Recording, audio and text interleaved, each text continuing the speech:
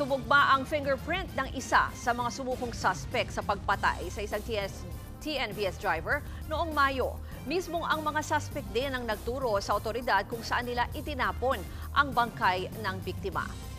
Para sa detalye, live mula sa NBI sa Pasay, naroon si Ian Suyu. Ian, saan daw nakuha ang fingerprint ng isa sa mga suspect?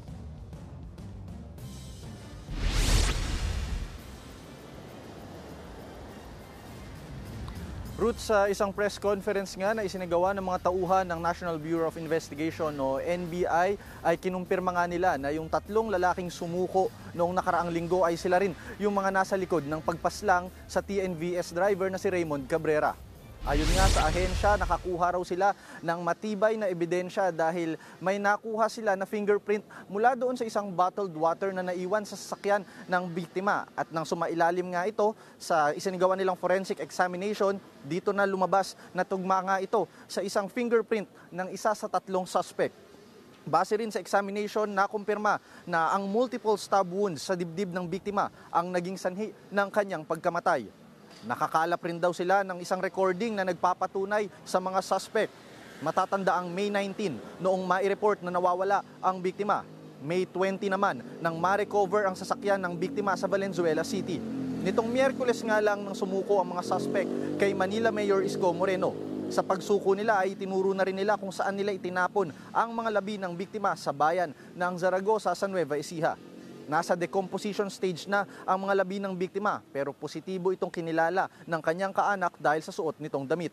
Pero tingin ng forensic experts, posibleng hindi lang isang saksak ang tinamo ng biktima.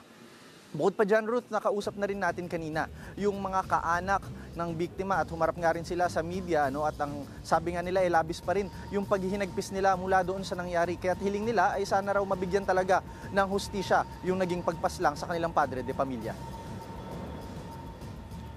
Iyan, binanggit mo na nga na tinuturing ng NBI na matibay na yung ebidensya na hawak nila. So ano na daw ang susunod nilang hakbang?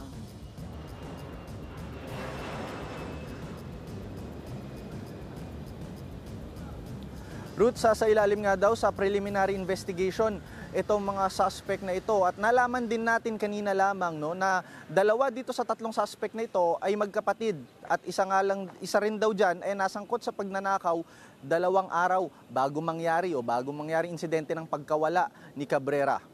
Sa ngayon nga ay masasampahan sila ng reklamong homicide at robbery. Yan muna ang latest mula dito sa NBI Pasay. Ruth? Yan po ang Express Report ni Ian Suyu. Mga kapatid, Ruth Cabalco, para sa mabilis na pasada ng mga balitang dapat niyong malaman, mag-follow at mag-subscribe sa social media pages ng News 5.